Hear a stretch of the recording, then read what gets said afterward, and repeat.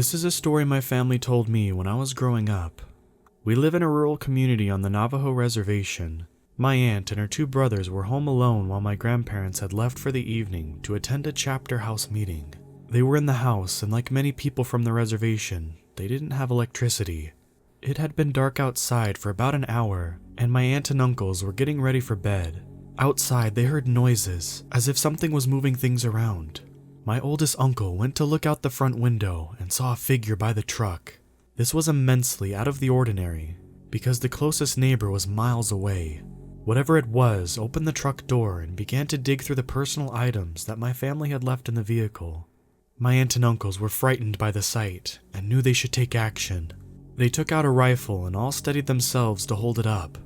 They flung open the door and aimed it at the dark figure. The figure turned around and started to walk towards them, totally unfazed. My uncle pulled the trigger, but nothing happened. The figure drew closer and my aunt began to smell something like a rotting corpse. It was so strong it made her gag. My uncle continued to pull the trigger with no luck, and the figure came closer and closer. Off in the distance, headlights were coming up the road. My grandparents were returning. The figure looked towards the lights and started to move away and tucked itself behind a tree near the house. My oldest uncle ran towards the truck. My grandfather got out of the car and my uncle pointed to the tree. The thing was poking its head out to observe what they were doing. My grandfather ran into the house over the stove and grabbed a handful of ashes and rubbed it over the gun and bullet and placed it into the chamber. He walked out onto the porch and fired towards the tree. Whatever that thing was didn't expect the gun to go off. The gunshot echoed and the dark figure began running. My grandma chased my aunt inside and my uncles and my grandfather went after it. There weren't many roads or paths, so my grandfather and uncles chased after the figure. The truck was bouncing and the headlights were not fixed on one particular spot. My uncle swears that every time the headlights would hit the figure, he saw a woman. Not only that, it was running on all fours like a bear. My grandfather eventually stopped the truck as it neared the ditch that drops about 20 feet. He got out and began to yell in Navajo. My uncle says that he was yelling about a local woman. He yelled that he wasn't scared and that he knew her, and to leave his family alone. A few days passed and there was news that a woman that my grandfather was yelling about had passed. I've always been told that if you know who a skinwalker is, say their name, and it will kill them.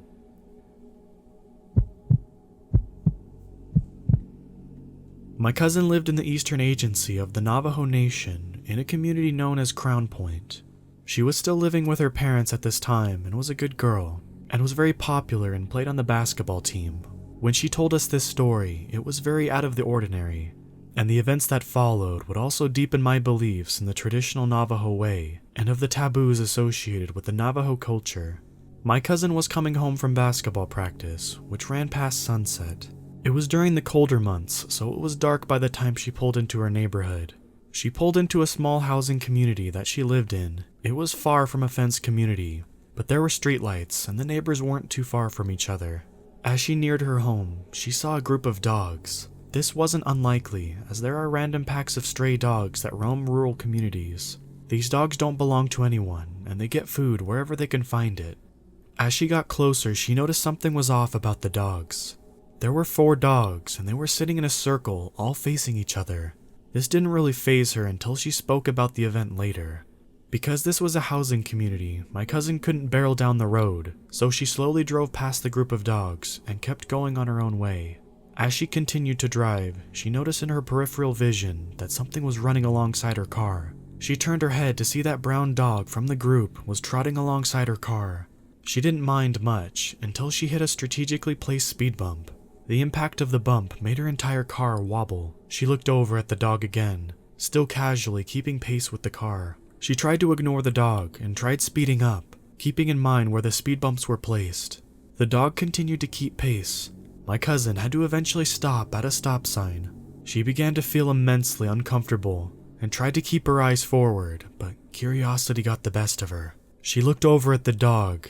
It was facing forward. She continued to stare, and that's when the dog turned its head. Instead of the face of a dog, there was a flat face of a man covered in hair, smiling from ear to ear. Fear shot through her body and my cousin pushed the pedal to the floor, not daring to look back in her rearview mirror. She reached her house and barely pulled herself in the door, weak from fear. My aunt came to her and my cousin began to sob. She told my aunt everything, and they scheduled a meeting with a medicine man the next day. That night, my cousin was trying to get some rest. She was tossing and turning and felt very ill. She could hear people outside laughing and talking in Navajo, but she didn't think too much of it because she lived in a community near plenty of neighbors. At the medicine man, she told my cousin that she was very fortunate. The skinwalker wasn't meant for her. She just happened to spot it while it was out bringing another person misfortune. He also told her that the laughing and talking that she heard in the night was the skinwalker talking to its friends, letting them know that someone had saw him and that he had scared her. The medicine man told my cousin if the skinwalker had been for her, and she had seen him like that, it very well could have killed her.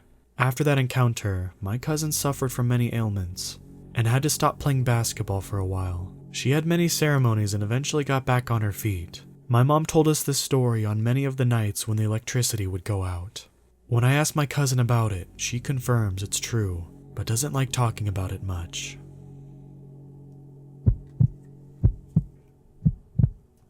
Out on the Navajo reservation, we don't have the city come and collect our trash, so we burn our trash in these huge burning barrels. Not very eco-friendly, I know, but it's what we got. If you don't like the trash properly, the fire will go out and the trash will just sit in the barrel. It is important because we are told to dispose of our personal hygiene items correctly. If you removed all of your hair from your brush, make sure the trash burned. If it was that time of month, make sure the trash burned. If you changed a baby's diaper, make sure the trash burned. They tell us these things because skinwalkers have been known to dig through the trash in order to find things that they can get to use against us. They use the things that we're briefly connected to and bring misfortune on to us using these things.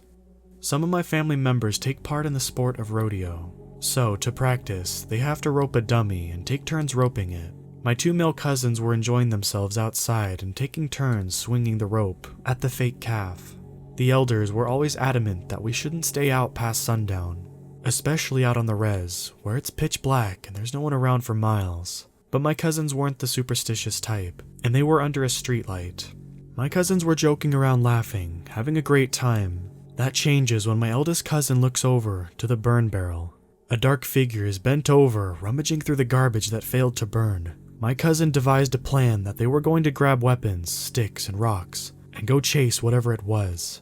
They move strategically, so that they are able to flank the figure. They run full speed and begin yelling and swinging their sticks and throwing their rocks. My cousin said that they kept up with it for the most part. That was until the figure ran underneath the streetlight. What my cousins thought was a person was actually a goat. Why would they think it was a person? Because the goat was running on its hind legs. They stopped running and fear ran down their backs, and the figure ran off into the dark. Feeling nervous and not entirely accepting what they just saw, they began roping the dummy again. There was an awkward silence amongst the boys now. They saw something so unnatural, but talking about it now would just make it seem real. Were they crazy? Did they really see a skinwalker? The boys roped the dummy in silence until one of them looked over to the tree. There was a head peeking out at them. If they didn't pay attention to it, whatever it was would just poke its head out from behind the tree and stare. When they would look in the direction of the tree, it would quickly move back out of sight. This was the final straw, and my cousins ran back into the house. They told their parents and my uncle came out to look. It was still there, poking its head out and going behind the tree. My uncle loaded his gun and started to walk towards the tree. He aimed and pulled the trigger, but nothing happened. The gun jammed. Whatever it was began to run, but it was so fast, like a blur, as my cousin describes it. When it left, my uncle gave the boys a thorough lecture about staying out late. The next day, my cousins told my uncle about whatever it was had been digging through the trash barrel. They went out to investigate and saw the creature had pulled out a lot of things out of the barrel. What was odd was the tracks. Goat prints were all around the area. They followed a set of tracks that were found around a baby diaper, several feet away from the barrel. Whatever they saw that night had very malevolent intentions. My cousins said that although the sight was ungodly, they know what they saw and stand by their claims.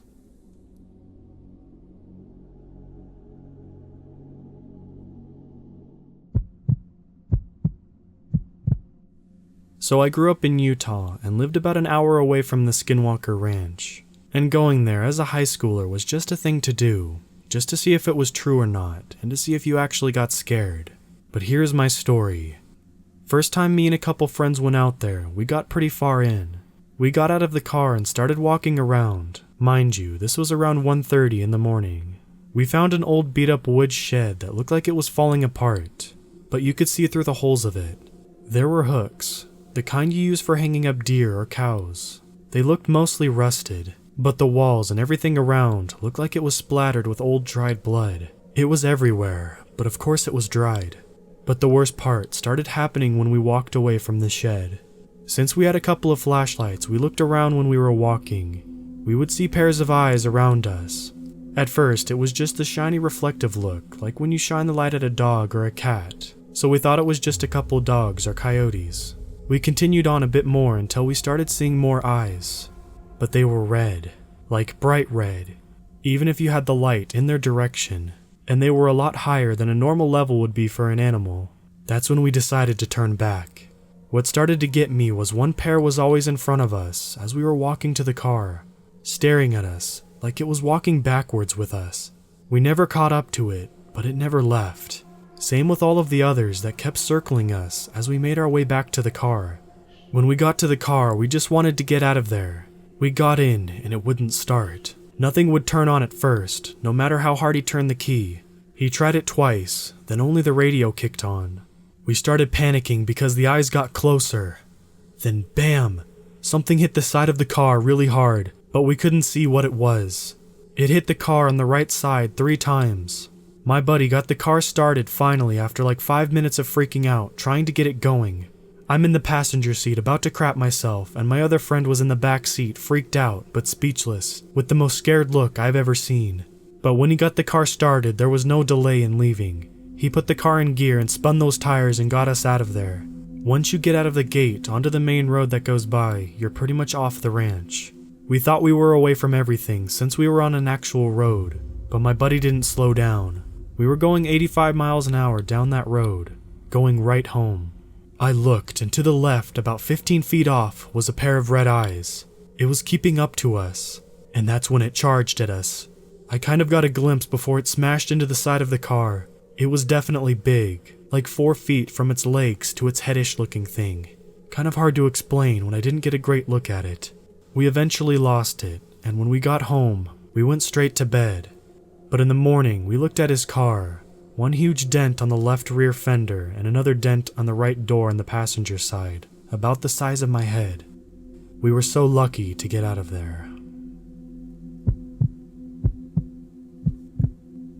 So every summer I go to a lake in upstate New York, near the Canadian border. My family has a house that is pretty much in the middle of nowhere. It's a 30 to 45 minute drive to the nearest convenience store. We have 3 neighbors on our side of the lake, but there aren't any kids and it's mostly all retired or vacationing elderly people.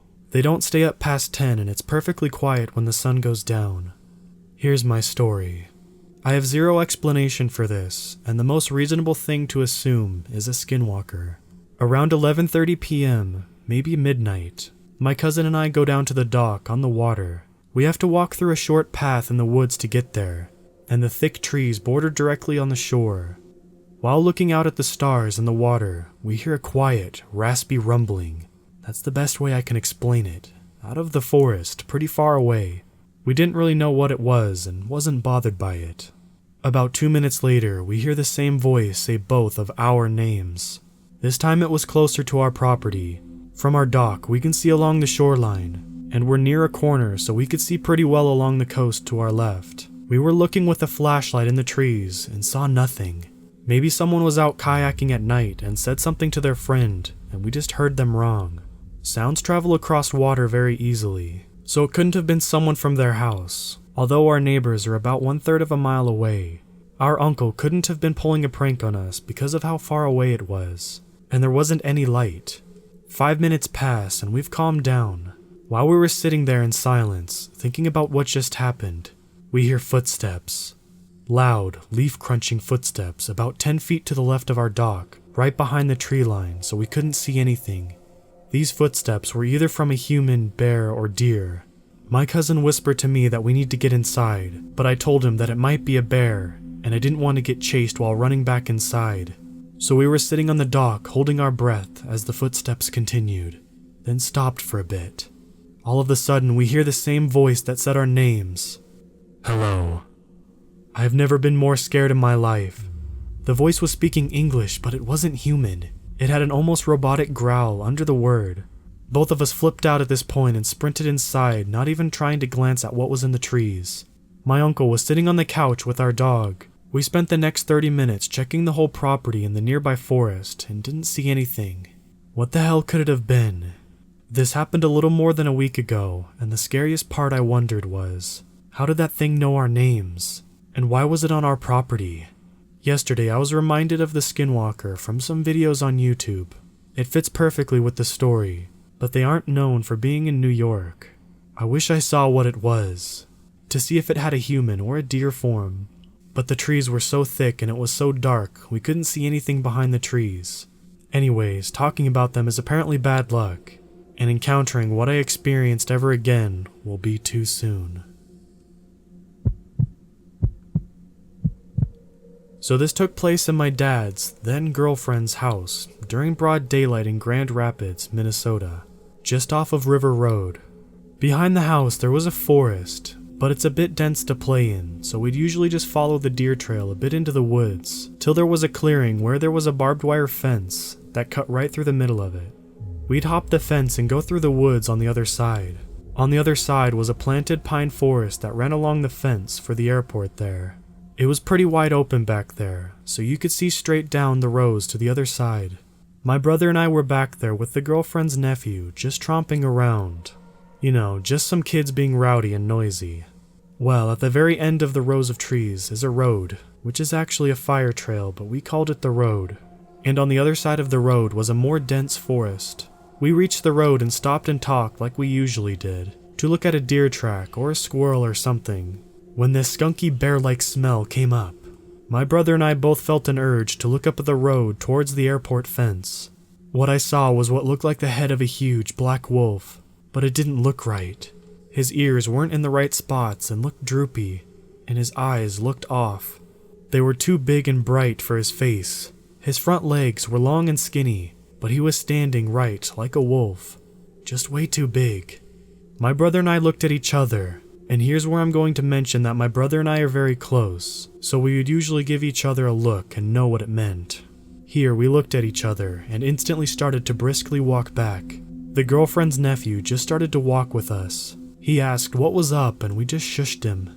We were being as quiet as we could, but we knew it would hear every step and movement of us. Once we hopped the barbed wire fence, we ran as fast as we could to get to the house. Once we got to the back entrance, we looked back, and there it was, looking at us through the brush. We didn't hear it move behind us or anything. We pointed it out to the nephew, and we all watched it flop back into the woods. Now my brother and I have been raised on 80 acres of land just south of Bobbing. We've seen wolf, bear, moose, mountain lions, coyote, pretty much everything else. We both have never seen a wolf that big and lanky in our lives. I feel like it's important to note that at least I didn't feel any dread or anything like that. It was more a primal fear, like I knew we all had to get away from it, but not show we were afraid. I felt like if we ran from it, it would have taken us down. My brother and I told my dad, and he didn't seem too interested, but he was that way about everything growing up. The next morning, my brother and I went back out to look for tracks, so we could see where and how it stalked us. We saw huge dog-like tracks, and about 6 feet up in a tree, following its route back, we found thick black fur. We noped out of there fast and didn't go back without protection. About a few weeks later, I'm home alone. All the doors are locked, and only the back windows on the house are open. I suddenly notice the dogs are acting weird. Then I hear clear as day, by the back door, my dad's girlfriend's voice call for her dog. I froze but looked up at my bedroom doorway into the small hall. The dog got up and went to the kitchen where the back door was. She was quiet for a moment, then I heard her claws skid across the floor and she ran back to my room. I closed the door and locked it fast and closed my window. The only reason it freaked me out was because I didn't hear the garage door open, or the side door open, just the voice. I blessed my room and made sure nothing was allowed in it or around it. The next time my brother visited, he slept in the living room. Now the living room was huge, and you could see out to the front deck. As my brother was sleeping, he heard what he described as an old woman screaming on the deck. He woke up panicking and said he turned on the porch light, and there was a big black crow sitting on the deck banister. After that, he only slept in my room, never out in the open. I'd also like to note that neither of us knew what a skinwalker was at the time, being that we were 11 and 13 years old and lived in the north. We just assumed that it was a goofy wolf that smelled bad.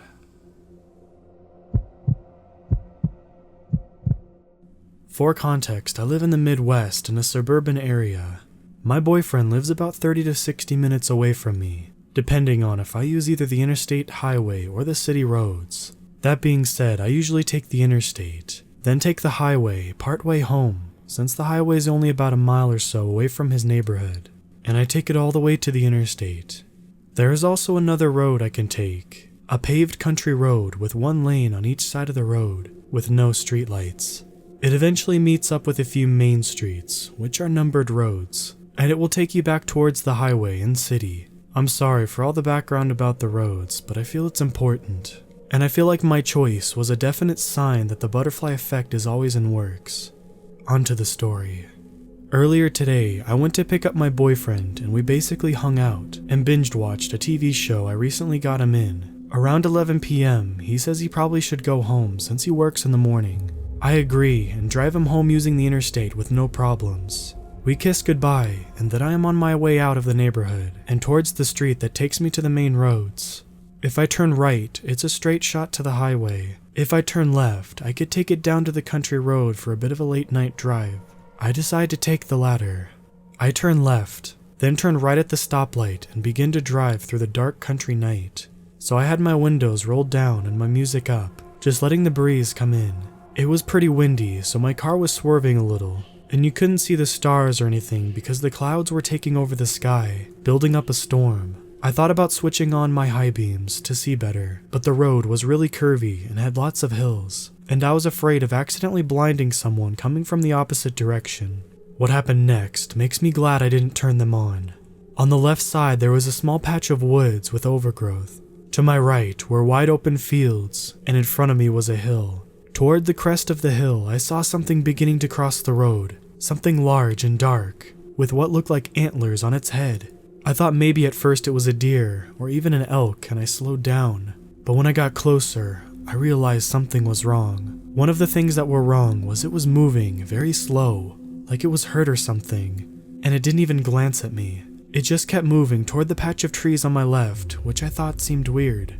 I felt like it should have at least acknowledged the sound of my vehicle. The second thing was, this animal that I presumed was a deer or an elk, couldn't have been. It was at least the size of a moose, but that couldn't be right, because where I am from, there are no moose. We had deer and maybe some elk, but no moose. I felt a cold wave of dread wash over me as I watched this moose thing make its way across the road, and then it stopped, and it looked right at me. It twisted its head so fast to look at me I almost screamed. Its face was hideous. It looked rotten somehow, like it was withering away, and its eyes were so dark. I was so scared it didn't have any eyes. There was something dripping from where the mouth was, and I could see sharp teeth poking from its lips as they pulled back into a sneer. I thought about reversing my car and hightailing it out of there, but I was frozen. You know how when adrenaline kicks, they say you either enter fight or flight mode? Well, they don't tell you that there's a third option, and that's to freeze, which is exactly what I did. I just stayed in place, my hands still on the wheel, foot still digging into the brakes. I don't know how long I sat there staring at this thing, with the thing staring back at me, but when it started towards my car, I honestly thought that was going to be the end of me. I couldn't move, couldn't blink, could barely even breathe. All I could do was hope and pray that I wouldn't be ended by some freakish moose-looking monster. And then a pair of lights began to rise over the hill toward us, and as the other vehicle's high beams shined on the thing in the road, it let out a curdling scream that didn't sound entirely human. It was animalistic and sort of raspy. It's hard to explain. But I watched as that thing got on its hind legs and lurched itself across the road into the thicket of the trees and bushes, narrowly missing the other person. I knew this thing would probably come back if I stayed where I was, so before I could give it the chance, I slammed on my gas pedal and gunned it out of there, going well over the posted speed limit. I just wanted to get as far away from it as possible. Every dark curve or patch of trees or field made me feel so paranoid that I could see the creature again, and all I wanted to do was go home and never, for the life of me, drive on that country road again. I made it home safe, but was shaken. And to cut a long story short, my family thought I was just being hysterical and had just seen a deer. But I know what I saw, and this thing wasn't a deer. It couldn't have been.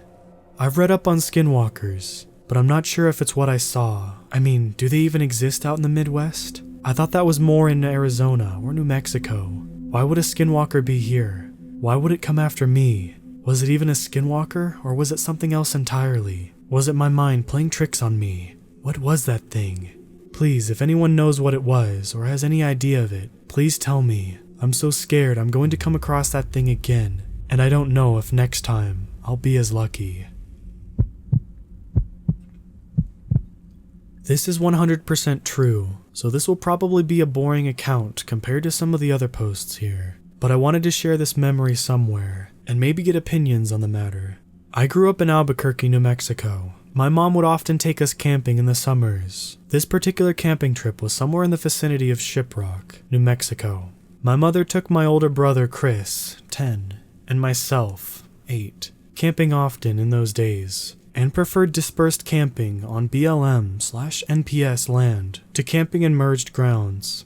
She'd usually find us a spot and make herself busy setting up the tents and pit, while Chris and I would scamper around and explore the area and be generally unhelpful. On this particular trip, we arrived in the middle of the day, and as my mom started setting up camp, Chris and I started to explore the area around our campsite. We wandered into the woods of our campsite. Being in the desert, it was really just stunted trees and sagebrush, so I hesitate to describe it as a forest. But the trees and brush were taller than me, and provided a decent screen. I wandered down into a gully and came face to face with what I described to my mother as a wolf kangaroo.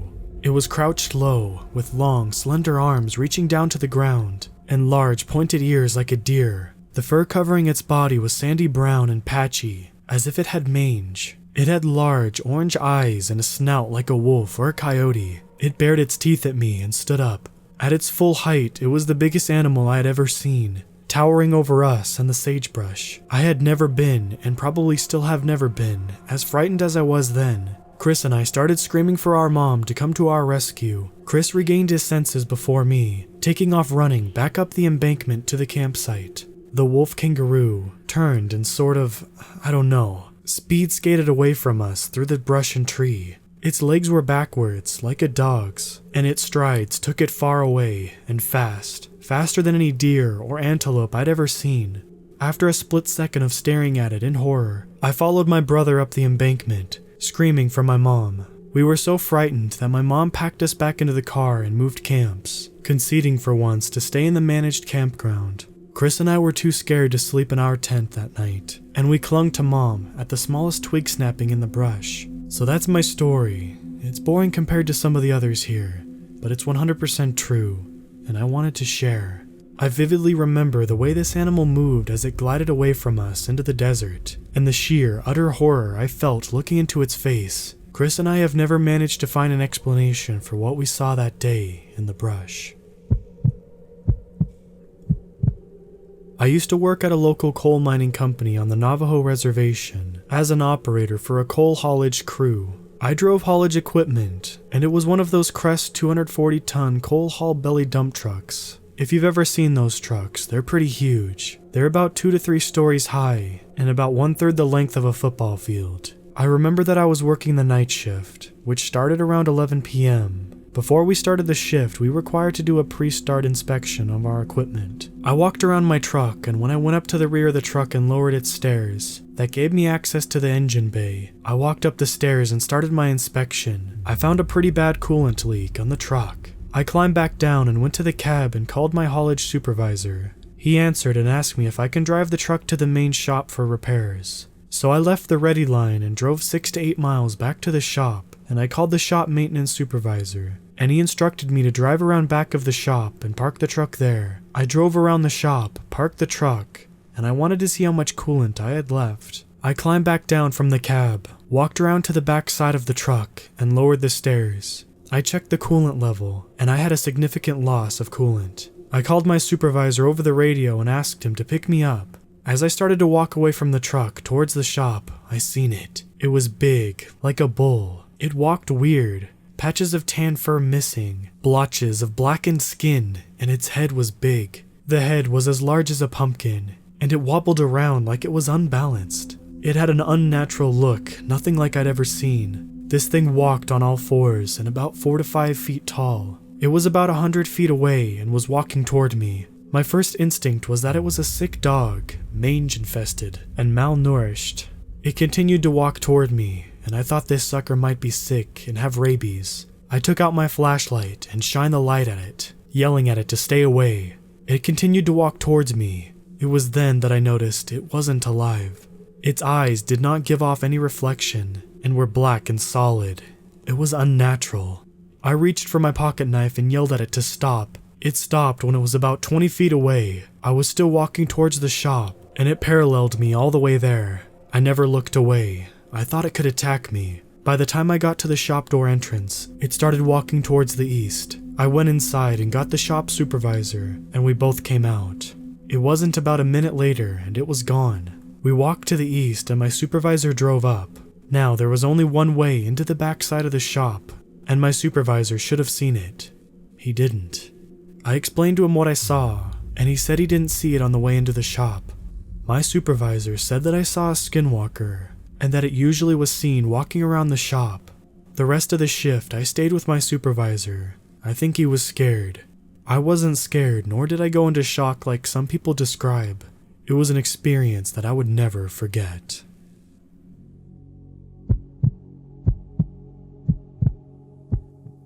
To this day, I don't know what I witnessed those few days, nor do I want to know. I think it would be better that way. To set the scene with some background information, I'm a 20-year-old Latino woman. I'm a Lance Corporal in the Marine Corps, and have spent a year in Afghanistan back in 2015. During the time of this experience, my girlfriend and I took a camping trip, and for the sake of this story, I will call her Olivia. I've grown up in a very wooded area of Florida. Many trees and animals of all sorts. Alligators, bears, panthers, coyotes, and sometimes wolves from people owning them and letting them into the wild when they got big. The area we had gone to was new terrain for us. She insisted we go somewhere new and explore around, since I would have to return to California to my duty station in a few days. She wanted to explore the new terrain with me. We walk along the beaten path, admiring nature in the wooded areas, flowers, and even small animals and birds that inhabited the area. Olivia went to college for zoology, so she enjoyed teaching me about the different animals and the ways to identify them by their tracks and other signs. As we were walking to the camp clearing in this particular forest, we came across a hardly visible pathway, winding deeper into the brush. Her nature calling was pulling her into it. She wanted to explore and find a place inside to set up camp. But call it military intuition, but I felt really uneasy with the idea. Reluctantly, with her pleading, I agreed. We then began to trek through the brush, thorny vines cutting up my legs through my jeans, and a spider web hitting me in the face every now and again, due to the overlaying branches. We walked for roughly 45 minutes until we came into a clearing, deciding this was the best spot we could set up camp.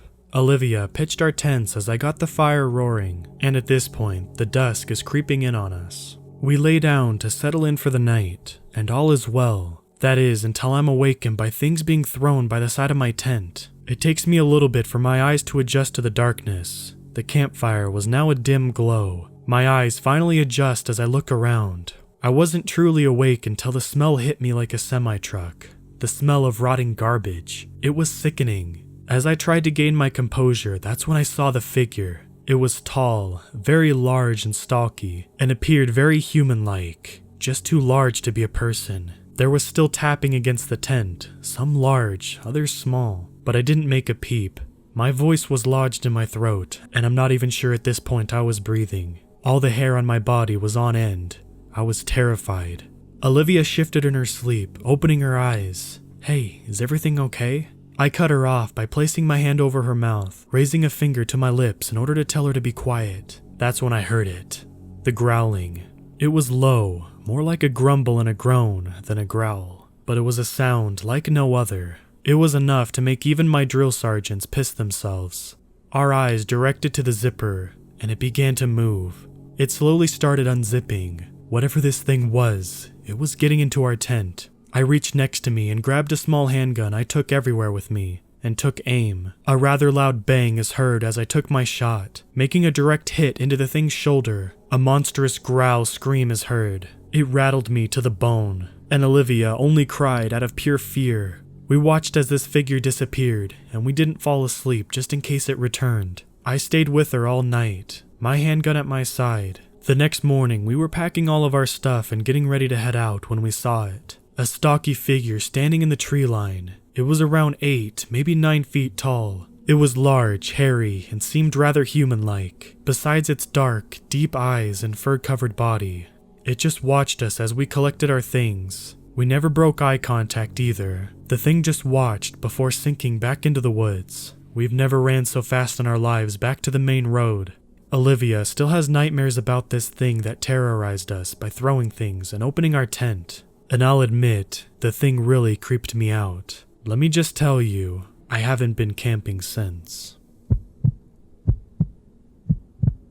During the summer of 2016, my larger group of friends and I went camping out at this spot called Desert Creek. It's a place that's about 100 miles from any town, deep in some mountains in Nevada. I'm not of any sort of native descent, but I've heard a few Skinwalker stories before. I didn't believe them too much until this night. My large group drove out to the camp spot and got set up. Being stupid teenagers, we started drinking. It was 4th of July weekend, so the camp spots were sort of busy, but all of the spots were pretty far apart, so we didn't think we would have too many problems. The drinking started around 2 in the afternoon, right after we set up camp. While setting up my tent, I noticed some odd footprints, but didn't think too much of it. By the time night fell, all of us were pretty drunk. I decided I had to go take a leak, so I walked over to a tree. But before I could, I saw what looked like a coyote, but something was off about it. It turned and looked at me and stood up on 2 feet, and it sounded like it was trying to say something to me, but it couldn't get out the words. They were just sounds for a few seconds. I was paralyzed with fear, and then it seemed like the words started to become more clear, but it's still not right. I heard my best friend, let's call him C. C's voice came from its mouth. "Hey, hand me another beer." That's when I snapped out of it. I turned and ran back to camp and told everyone, but no one believed me, and I wasn't sure if I believed myself. But after, I became really paranoid. I thought I could hear sounds all night. When it was time to go to bed, I had almost forgotten about it. Keep in mind, we were about 2 36-packs, in between about 8 of us. I was lying in my tent listening to the crackling of the fire when all of a sudden I could hear footsteps, but they were scattered. I looked out the window of the tent and saw a humanoid figure about 10 feet away standing next to the fire staring at me. Then it said again in C's voice, "Hey guys, I think I'm gonna go to bed." That's when I heard C say from his tent, "What was that?" He poked his head out of the tent and screamed. Everybody got up at that point, and that's when this thing turned and lunged at my other friend. Let's call him Jay. Jay jumped out of the way and hopped into his car, which was right next to his tent. The thing then howled this terrifying sound, and that's when I realized the smell of rotten eggs and burning garbage. The thing ran away and C said, "Guys, we need to get out of here." We all hopped into our cars and started driving out. When one of my friends in front of me stopped about a mile from the main road, I got out with the pistol my dad had let me borrow for protection, and I realized my friend's truck had a flat tire. We all heard the howl again, and it sounded like it was in the middle of the canyon where we were in, about a 25-minute drive away from us. We thought we would be okay, so we got to work putting the spare tire on. We had only just gotten the flat tire off and we started to smell the rancid odor again. We stopped and looked around and heard the howl once again, this time right next to us. We bolted to our cars and tried to drive away when this thing jumped out in front of the car and stood up. The creature looked into my eyes and spoke once more, but in a demonic-like voice. "Gonna have to try harder than that." I slammed on the gas and this thing jumped over my car. We got out of there and drove 150 miles back home, still drunk and way past curfew, but we didn't care. The next morning, I drove my friend back to his truck, and when we both got there, we were both struck with this terrible feeling in our stomachs. His truck's windows were broken, and scratched into the car all over the place was every single one of our full names. There were 2 animals in the bed of the truck, but we couldn't tell what kind of animals they were because they were so mangled. From that point on, we had never given a thought to going camping at Desert Creek ever again.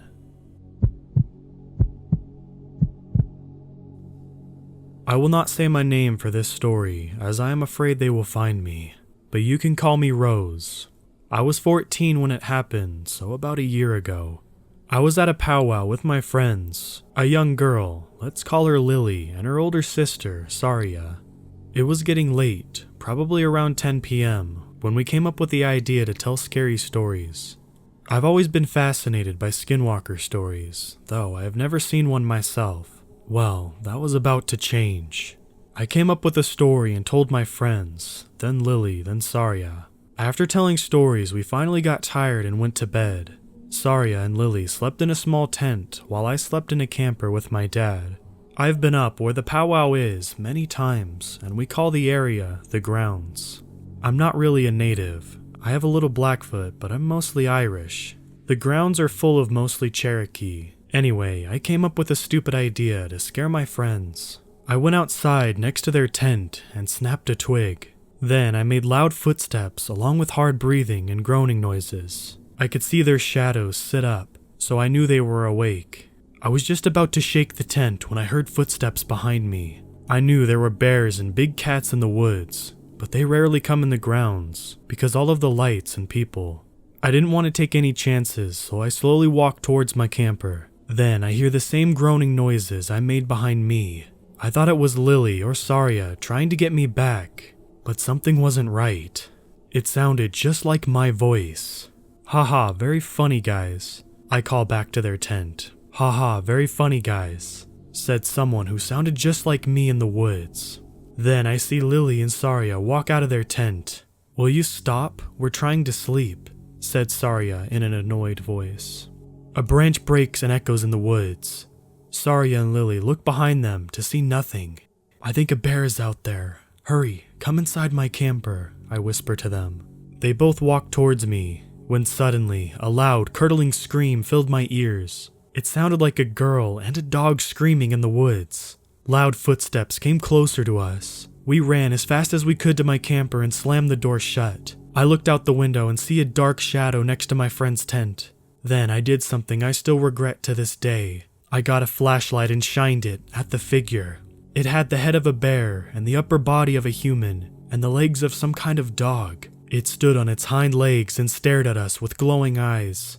I screamed so loud I probably woke everyone up from a mile away. My dad came running. What's wrong? Are you okay? I yelled, Skinwalker. I saw a Skinwalker. My dad got out his shotgun while his friend, who was staying the night, let's call him Jack, grabbed a bowl of sage. My dad ran out the door to see nothing. Jack lit the sage and put it in the bowl outside the front door. We stayed inside the rest of the night. The next morning, we went out to investigate the area where the Skinwalker was. All of us almost puked from the rotten smell of animals. I went home the next day. You would think the story ends there, but sadly no, there's more. I was laying in bed trying to sleep when I heard footsteps outside my window. I looked at my window to see a face of a bear. It followed me home. I screamed, but I was home alone because my mom was still at work. The Skinwalker banged at my window, cracking it. I tried to let out another scream, but what came out was a loud growl. The creature froze. I did something I thought I would never do. I ran to the window and yelled, "Go away! Be gone!" at the creature. Slowly, it backed away into the woods. I stayed up all night waiting for it to come back, but it never did. Why did it follow me home? And why did I do what I did? I probably will never know, but all I care about is it's never coming back. I'm 15 now, and still no sight of the monster. Hopefully, I will never see something like that again. My name is Jonathan. I'm 22. I've encountered this creature twice, so I'm covering the first time I saw the thing, which was when I was 14 and lived with my parents. My grandparents told me stories of skinwalkers, and they took them quite literally, which is how I knew what this thing was. One night, I was getting ready to go to bed, and my cat was in my window.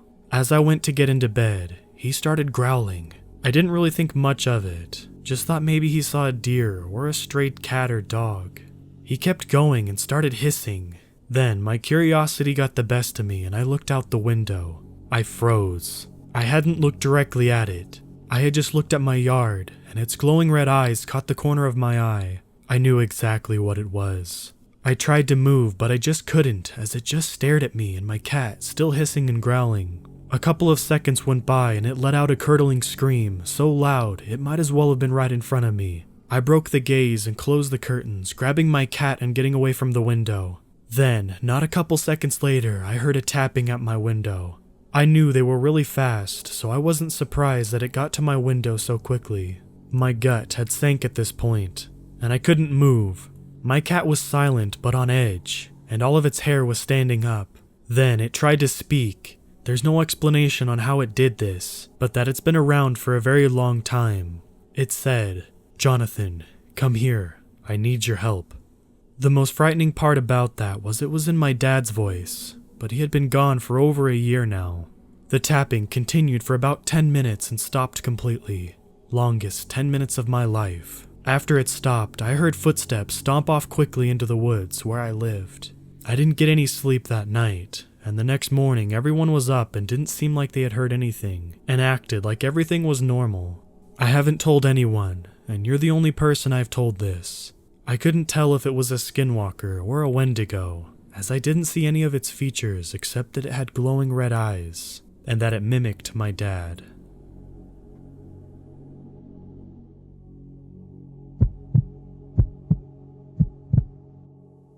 I was 15 when this happened.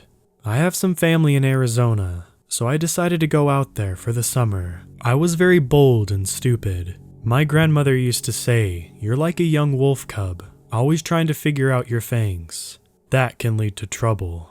I didn't understand at the time what she meant by that. My uncle, let's call him Tom, told my cousins and I when I arrived not to go out at night. I thought to myself, why not? Sure, the place is colder at night, but I'm 15, almost a man. So I waited until he, his wife, and children went to sleep that night. I snuck out of the house quietly. I was wandering around, looking at everything, houses, stores, etc. I had walked 2 to 3 miles away from the house when I realized that I needed to take a leak somewhere away from the streetlights. I found a house with no one living in it not too far from the road. I stepped off the street, going around the right side of the house. I was in the middle of doing my business and I thought I heard a cry from a little girl, but it sounded somewhat off, like if it was coming from a tunnel or something far off in the distance. I listened closer for a while before stepping in that direction I thought it may have come from. I yelled, "Hey, little girl, where are you?" Then the crying just stopped. I was confused. What was going on? That's when I heard it. My own voice, but not quite right. More like a growl reply. "I'm scared. Can you come to the other side and help me get home?" The home was almost a dog's growl. My mind was racing now that I was fully creeped out, and I felt an overpowering need to run. As I turned to do just that, I heard movement from somewhere behind me. At the same time, I started smelling something like rotten meat. Looking back, I saw it. I think it was trying to look human, but the way it moved, like a movie zombie, all stiff. Though once it saw me, it started moving much smoother. Plus, its eyes were wrong. They look like dog eyes when light hits them at night. As it moved closer, the thing tried to mimic my Uncle Tom's voice. I just ran from it, but as messed up as its walk was, the thing was fast. I ran full speed, but the thing was catching up fast. The thing passed me, then turned into the middle of the road. I saw something about it, now that it was in the streetlight. Not only was its eyes dog-like, but the face was no longer human, but looked like a coyote now. My instincts told me to run the other way. I was frozen, and before my eyes, the rest of the body snapped and popped as it was transforming into the coyote on all fours. I ran in the direction of my uncle's house. I heard it coming for me as I ran. This is where something weird happened. As it got close this time, my mind went blank. I don't know how to explain this, but I'll do my best. I saw a gray wolf in my mind's eye, and I turned realizing a growl from my mouth that even sounded like a wolf's growl. The thing stopped, clocked its head to the side, and just stared at me. The thing looked like a coyote, but it was standing on its hind legs. I started walking backwards, seeing the gray wolf, and knowing I was using my instincts at the moment, that if I turned to run, it would cease to chase me down and get me. I kept my eyes on it until I was almost to my uncle's door, where I regained control of my mind. Going into the house, I heard scratching on the door, asking in different voices to be let in for an hour, then it left.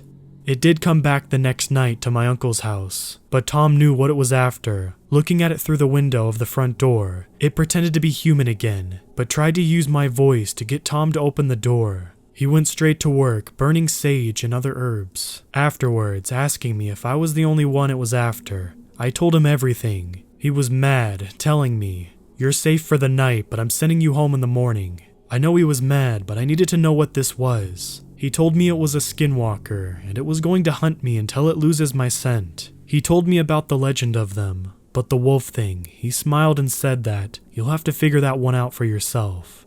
The next day, I was picked up by my mom. I am afraid to go back that way. I don't walk at night anymore, and I still have no answer about the wolf thing that stopped through my mind that night.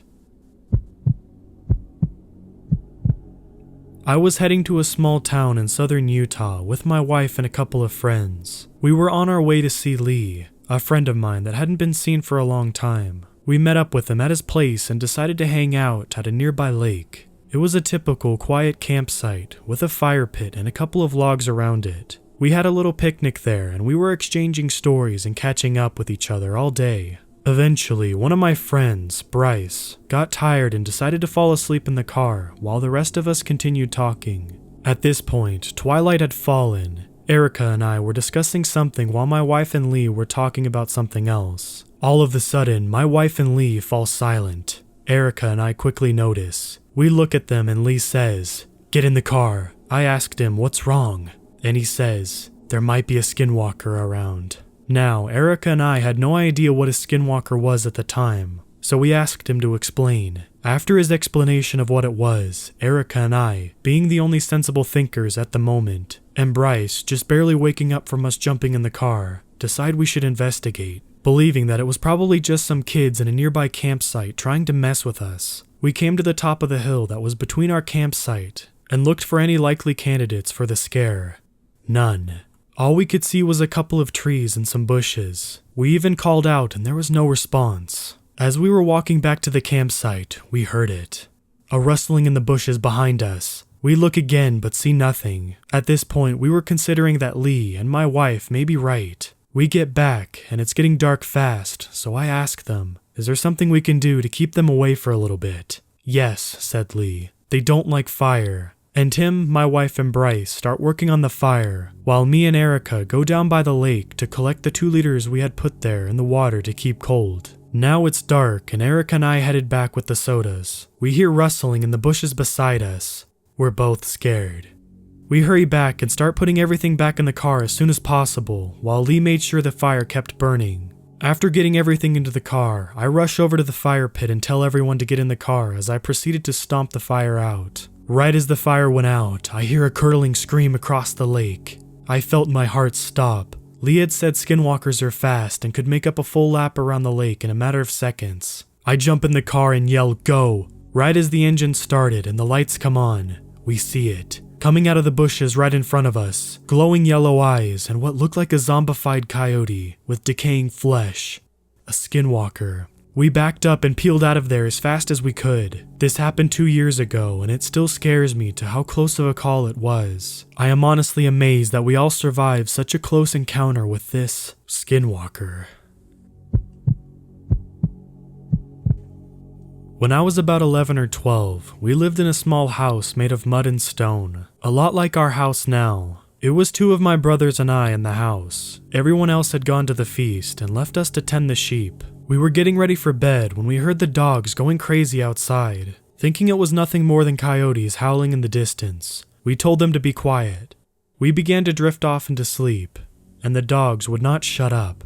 Somehow, I was able to get a few hours of sleep. Then I woke up very late in the night. It was very quiet and still in the house, except for my brother snoring and breathing. I realized I needed to use the outhouse and woke up my brother to take me there. He teased me about being scared, which I certainly was. We went out with our flashlight to the outhouse. The dogs began with their crazed barking out in the sagebrush, going from one place to the next. My brother went first and I waited for him outside. While waiting, I tried to follow the dogs with my flashlight.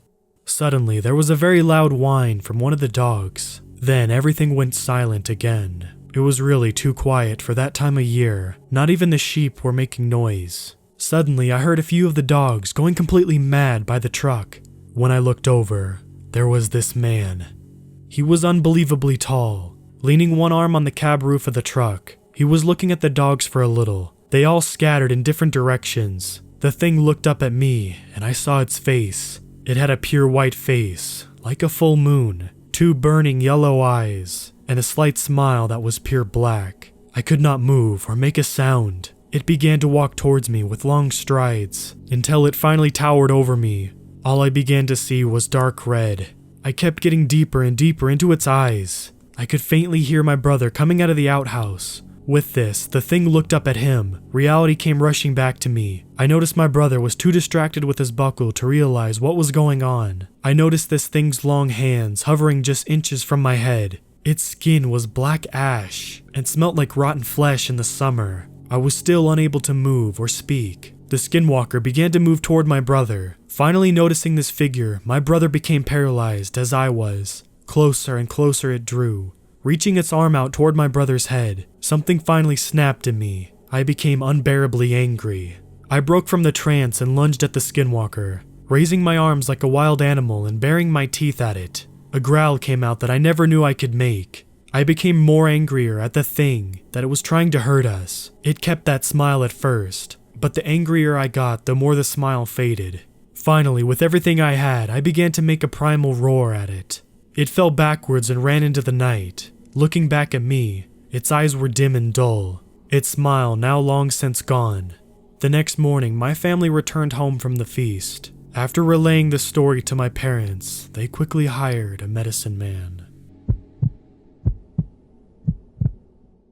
I'm half Navajo and half Mexican. For over 20 years of my life, I've lived on the Navajo Nation reservation in New Mexico. My Native American side of the family always warned us to be careful at night. My grandparents would always tell me stories of these shape-shifting witches who can curse you or mess with you. They called them skinwalkers, because they would take the skin of animals and wear them to change into that animal, or something in between a human and an animal. I never believed in it really. I'm only half Navajo and light-skinned, so I was never treated the same by most people here, so I drifted away from the culture and thought it wasn't for me. It was around summertime. This happened when I was in high school, so about 6 to 8 years ago. I would have been like 15 to 17 then. I used to hang out with a group of guys who liked to do a lot of delinquent type stuff. You know, smoke cigs and stay up all night playing video games at someone's house. Then at 3 a.m., if we felt like it, we would go sneak out to Paradise. I know, it's an ironic name. It's basically a giant metal pipe that carries irrigation water to all the farms. But really, it was also a spot for kids to get drunk or high in the evenings. However, the place did have a scary history of kids and adults who drowned in the night. But I always thought those were urban legends. But at 3 a.m., that was our time. We as boys would test one another across the pipe, sort of an initiation, to see how far you could go. We usually could go all the way across. Now keep in mind, this pipe goes well over 3 stories high. It's also wide. I'd say as wide as an average car. We would walk this thing for kicks in a group of 9 at 3 a.m. So one night, me and a small group of friends were driving around bored at 2 a.m., wanting to spook each other. So I said let's go to Paradise and walk the pipe. As to most of these friends I was hanging out with had never done it. They agreed, pumped up on energy drinks, and we drove.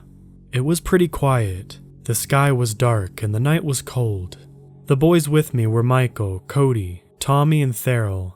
Now, Theral was the driver because he had a car and his family was pretty well off too, so he never had to worry about cash.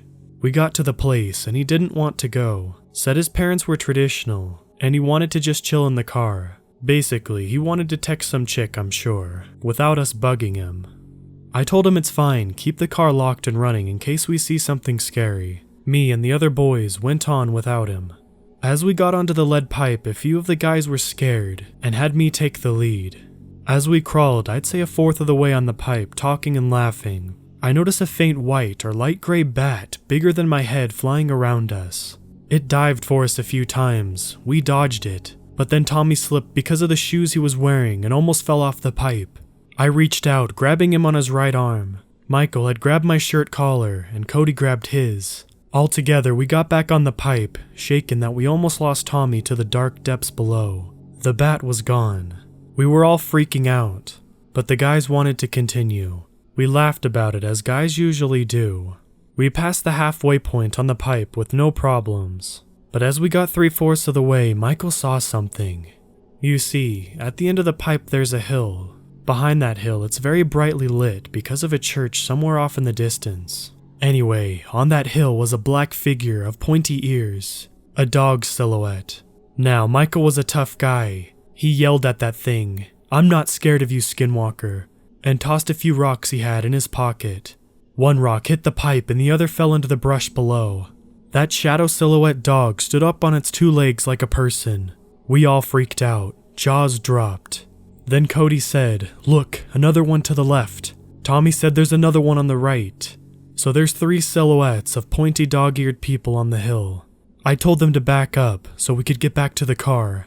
The things to the right and the left of the hill started to move down the hill towards us. Now there's just one standing on the hill, the one who stood up first. Now we're trying to go back, but we're still halfway. Under us, complete darkness. It's quiet for a few minutes. Then we heard a girl crying. Sounded like she was hurt and scared. We were overcome with a strange feeling of wanting to help. Michael wanted to go back towards the end and crawl down the pipe to help this girl. I almost followed too, but inside I said, "No, this is wrong. Something isn't right." So I yelled at him and everyone, saying, "Are you stupid? Look at the thing up there on the hill. Did you not see those things? It's a trap. Let's leave that fake crying. If that girl is hurt, we'll come back when the sun is up in 2 hours." Now, the moment I said this, the crying stopped. All the guys freaked out, saying they can't believe what came over them. They said they almost forgot what we saw before. Halfway on the pipe now, we hear a drum being played. We start running. Running on this pipe, almost to the car, Corey stops us. We can all hear it, and it sounds like a pack of snarling, growling, yelping coyotes. But it's pitch dark below. But we know they are under us. We run, full speed. Not looking back in the car, we yell and drive as fast as we can back onto the dirt road to a well-lit gas station, and explained what happened to Theryl. We couldn't get the girls crying out of our heads, and we went back in daylight just to make sure. We did not find the girl. Instead, in the area, we heard the crying and we saw a coyote watching us a close distance away. It was not shy. It looked at us for 4 seconds and walked into the brush. I did not go back there after that. This was about a year ago. I lived in Michigan. My older brother was planning a big cruise to Mexico and then invited me to go along. I agreed because I'd never left the country before, and I thought it would be a fun trip. So it was a day before the flight, and I went over to my cousin's to sleep because our flight was very early and I live 40 minutes away. My cousin's backyard is completely woods with a small creek, and it's beautiful down there in the summertime. But it was about March when this happened, so the woods were very bare. It was getting late, and we were all starting to go to bed. I slept in the living room while my cousin went upstairs to bed with her husband and said goodnight. I was up, just facing the window to the woods, because it always takes me a little bit to fall asleep. Then, very faintly, I saw a pair of glowing eyes off in the distance. My mind raced as I told myself it was just a deer, but the glowing eyes were getting closer and closer. Then I realized it wasn't a deer. The thing had to be at least 9 or 10 feet. I was horrified and paralyzed with fear. It looked like a big wolf or deer that had been decaying. The thing went back into the woods. That night I didn't sleep. When it was about 4, I heard my cousin's husband walking down the steps, and I told him about the whole thing that had happened that night. His eyes got very wide and said very quietly, "You seen a skinwalker." I've done some more research about these things, and I do believe I've seen a skinwalker. I never told anyone the story because I felt like I would be called a liar, but that was one of the scariest moments of my life. To start, I'm a white female. I was adopted 7 years ago by my Navajo family, and we've always been close despite my obvious cultural differences. Still, I learned about skinwalkers firsthand, and they've since then become an accepted part of my life. I left Utah at the end of 2012. The first story happened to my adopted uncle. He was driving through the canyon area. They live in Blanding, Utah, a spot not quite notorious for skinwalkers, but full of them nonetheless. It was dark outside, but the moon illuminated the canyon and brush, enough for him to see out of his side vision that something was running across the desert night. He was in his 40s, and at the time, he was a police officer, so a full-grown man. He started singing and praying in Navajo and kept his eyes on the road in front of him, but he was driving at least 55 to 60 miles per hour. So the shape running through the desert was keeping pace with him, despite his high speed. He said that it looked very vaguely human-shaped, but paler than any human that he'd ever seen. Still, he didn't look directly at it, and despite his singing, he was getting more and more scared. One thing my Navajo family always taught me was that these creatures feed on our fear. This one certainly seemed to. My uncle was shaking and sweating when this running thing picked up speed, outpacing his truck, and then it was maybe 30 yards ahead of him. It made a sharp right and began to run towards the road. He knew it was going to directly intersect him, and he made up his mind to put the foot on the gas. So it got closer and he sped up, and just as the two crossed paths, it jumped onto the road. He saw it for the first time then. He described it as a skinny man in jeans, with a plaid shirt, typical reservation wear, with a long face and big yellow eyes that looked like cat eyes. Its arms were thrown up over its head, and its hands were kind of flying behind it. The worst part was its mouth was open and seemed disconnected from its jaw. The chin was just flapping around, about a foot below its nose. It leapt onto the road and just as quickly jumped out of the way of the truck, and he didn't see it again. He prayed the whole way home, and they had a ceremony shortly after that. Another encounter happened to my adopted brother, who was one of the most level-headed and unshakable men I have ever met. He was 30 when this happened. He was at their dad's house, partaking in one of these ceremonies, which happens in a hogan. The rule is that you never leave the hogan alone, because the magic and energy that you make in one of those ceremonies is kind of like a supernatural light beacon. You never know what kind of creatures you're attracting. Still, Eric, my brother, was a pretty rational guy and wasn't afraid of the dark. He's been in the hogan for hours, chanting and praying and all that good stuff. He needed a smoke break and to take a leak, so against the general rule, he edged out of the roundhouse and out into the night. There was nothing around except 15 or 20 parked cars, all close to the ceremony area. It was a large gathering, so Eric did his business with no incident and lit up a cigarette. He was standing there, staring off into space when he got that feeling of being watched. To shake it off, he walked away from the hogan about 20 feet and scanned the desert. Everything was quiet except drums coming from the back of the tent and singing within. Just as he was about to shrug off his weird feeling and chuck his cigarette butt, he saw it. Under one of the vehicles, a dark shape with two shining eyes. The eyes were animal-like. They didn't glow on their own, but had reflective light in them, and they glinted right at Eric. They were yellow. The creature didn't have the shape of any animal he'd recognized, though. He explained it to me that it was shaped like Gollum, really skinny with a round human head. Eric walked towards the vehicle and bent down to get a closer look. Dust scrabbled around and he could hear a skittering noise. One bony arm shoved gravel his way, and the next thing he knew, the creature was gone and the vehicle was empty. But then he smelled this disgusting, puke-worthy stench, and he got scared then, because that's one of the worst things in Navajo culture. Bad smells are treated very seriously when they're assumed to be supernatural. So he straightened back up, and then he realized the source of the smell. A shadow fell over him, covering him from behind. He is around 6'2", so this thing, he said it was at least 7.5 feet. He was shivering and didn't move as it approached him from behind, until it was standing inches away. He could feel it. He could smell it, see its shadow, and then the worst thing, he felt it breathe on his neck.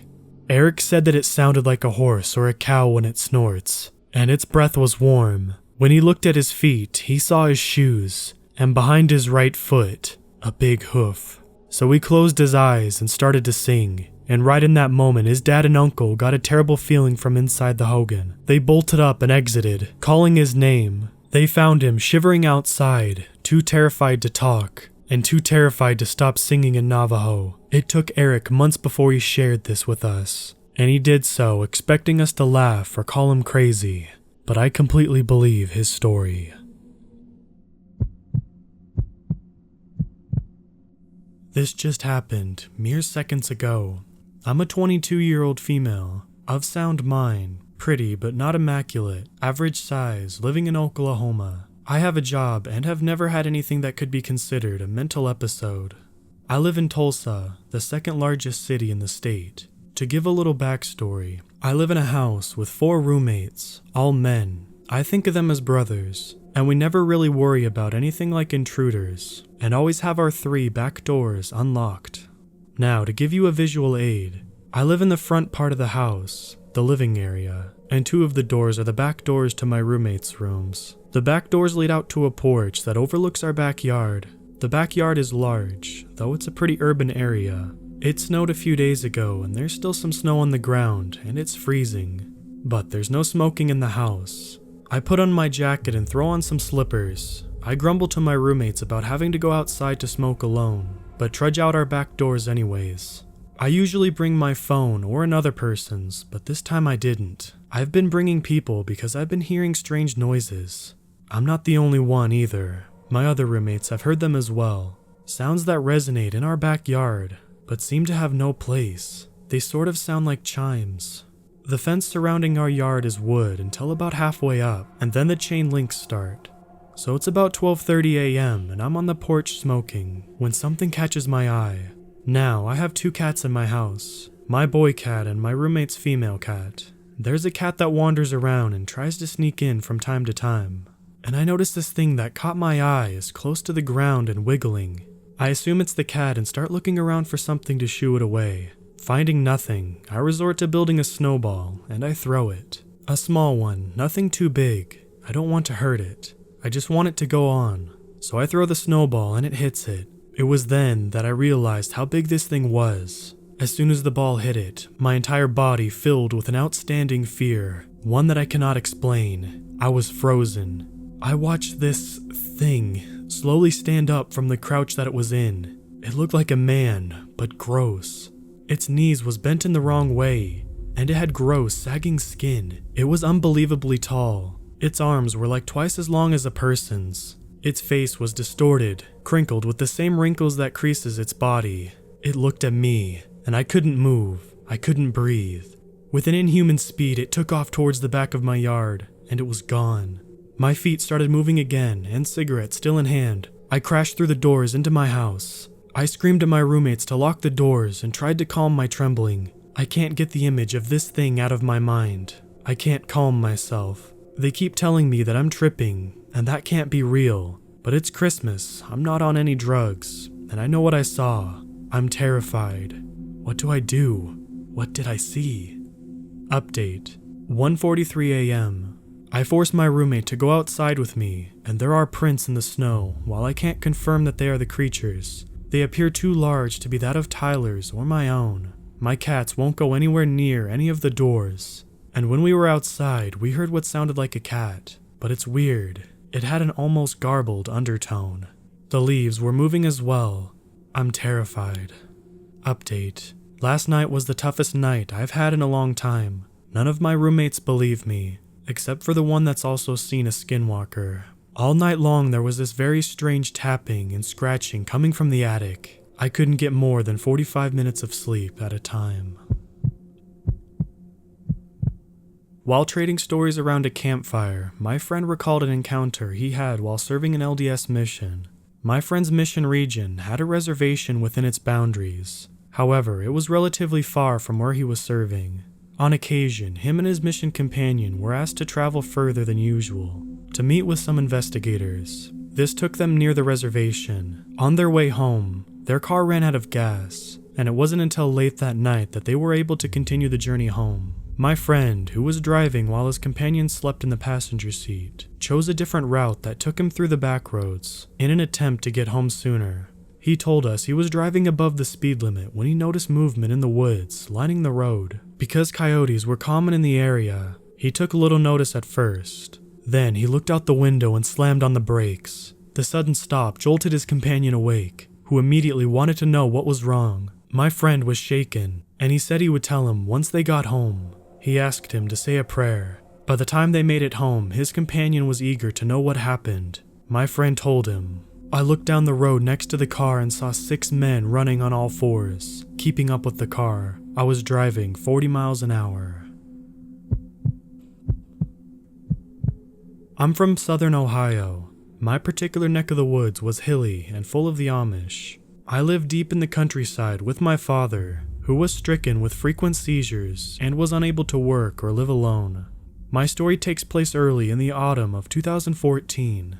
I was a 26-year-old college dropout at the time and working part-time at a gas station. Thanks to this, I had a lot of free time on my hands, most of which was spent hiking in the woods surrounding my home. On one of my many solo hikes, I saw something that changed me. As stated before, the seasons had just changed to autumn, and the trees were just starting to change into the many brilliant shades that time of year is known for. I had decided after one of my shifts at work to get one last extended hike in before the cold started to set in for the year. I had left the house around 2:30 p.m. and told my dad I'd be back around 7 p.m. for dinner. Warm sun but with a cooling breeze, remarkably low humidity, and not a cloud in the sky. Perfect weather for a hike. I had been walking alongside a creek using a large branch turned into a makeshift walking stick, my usual route, for around 45 minutes when I realized the woods were quiet. Too quiet. I stopped to listen, and aside from the running water to my right, there was not a sound in the forest. After shuddering from a chill I attributed to a breeze that had cut through the trees, I continued my trek, trying my best to match the silence of the woods with each step. Another 45 to 60 minutes passed, and my trail separated from the creek and began to loop back around towards my house. I had always dreaded this part of the hike due to the steep hills that laid before me, and stopped to take a breather. After resuming my hike, I had made it nearly 3/4 of the way through, when I felt a strong wind at my back, then a loud crack somewhere in front of me. About 40 yards ahead of me, and about 15 yards to the right of the trail, a young white-tailed buck stood alert, but unaware of my presence. After a few seconds of taking in the beauty of the creature, I noticed that the wind was still blowing, and thought it was strange that the buck hadn't noticed me. I had always heard that being upwind of a deer would ensure that you'd be noticed, and that the beast would flee. Shrugging it off, I continued walking, making sure to remain silent as to avoid spooking the buck. After walking about 15 yards, I noticed movement in the direction of the deer. Looking, I noticed he was no longer alert, and began walking slowly through the brush. But I noticed something else as well. The deer was now around 30 yards away from me, but in between us, close to the ground, there was a pitch-black mass moving under the cover of foliage. It was much closer to the buck and approaching him. He had yet to notice it. I froze, waiting to see what the strange creature was, as coyotes are the only common predator around here, and this was way too large and much too dark to be one of those. After the distance between the two forest dwellers shrunk to what couldn't have been more than 10 yards, the hidden beast stopped, and with it, the wind. Time seemed to freeze in that moment.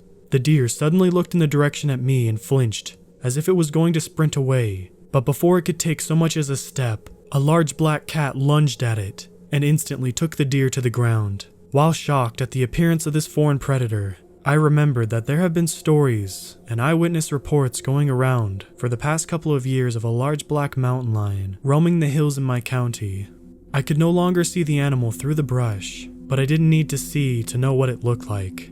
Quietly, I continued along my path, wanting to avoid disturbing the feasting feline. As I walked along, I realized I was getting a clearer view of the cougar. It was bigger than I expected, having only seen them on television or in books, and the color was mesmerizing, a deeper black than anything I'd ever seen, almost as if it was pulling the light towards it, never to escape. I stopped to marvel at the cat, and as I did, it began eating. I felt bad for the deer, but it was the circle of life and all. What felt like minutes couldn't have been more than a few seconds, and I was hit with a horrid smell attributed to the deer. I noticed that the cougar wasn't black all over. Its face and hands were the typical color. Wait, hands? Why did it have hands where the paws should have been? I began to study the creature more. Features which just seconds before were that of a large cat were becoming more human-like before my eyes. What was once a black cougar or mountain lion is now a large, bulky man with long black hair and covered in black furs for clothing, eating the deer raw with only his hands. I couldn't help but let out a quiet gasp, but it wasn't quiet enough. The man stopped and didn't move for a few moments. I knew I had to get out of there, but didn't want him to be able to follow me home. He hadn't looked in my direction yet, and as he was beginning to stand, without thinking I launched the stick I had been using to aid my hike back down the path in the direction I came from. After hearing the crash, the man sunk back down and began creeping in that direction, becoming a cat yet again as he moved. Taking my eyes off of him as little as possible, as fast as I could without making a noise, I continued along the path. Once I felt like I was far enough away, I broke into a sprint and didn't stop until I was through my back door. I haven't seen the man or cat since, but I quickly convinced my dad to move to Cincinnati and haven't been back to those woods, so who knows if he's still around. I knew about the Wendigo, skinwalkers, etc. before my encounter, but though it didn't cross my mind until a few months ago when I was retelling the story to my younger cousin at Halloween to scare him. The problem is my story doesn't match up to many skinwalker stories I've heard. In nearly all others, the skinwalker takes on the form of a dog or related animal, and my part of the country isn't exactly known for them. Anyone know what else it could have been if not a skinwalker? A few years ago, 2012 or 13 I think, since I was still in high school then, I was at a party with some friends, and as the night goes on, maybe 11 or 12 at night, one of my friends and I go outside to have a cigarette. The second we get out there, there's just this completely awful, foul smell, just like vomit and decay all at once. Now this was in the middle of nowhere, so we just figured it was an old animal, and went on having a cigarette. Less than a minute later, we hear something moving in the dark, and sure enough, a deer comes hobbling into the very edge of the porch light. But then I noticed something. One of its front legs was messed up in some way. I'm talking like broken in multiple places messed up. So my friend and I are slightly put off by this, and finish up our cigarette and go inside. However, right as we start to do that, one of the two porch lights goes pop and then goes out. So now there's less light outside and the deer goes back into darkness. So, a bit giddy, we both do a fake scared squeal at each other and turn around and go inside. And that's when we heard it. That undeniable sound of nails on the concrete patio. We both slowly turn around and see this hunched over, rotten coyote doing this very slow, unnatural crawl toward us. We go from 0 to 600, paralyzed with fear, almost instantly, until another one of our friends playfully pulls us through the open door, telling us to get back to the party. To this day, I have not experienced anything like that, and it's one of the most horrifying things I've ever experienced.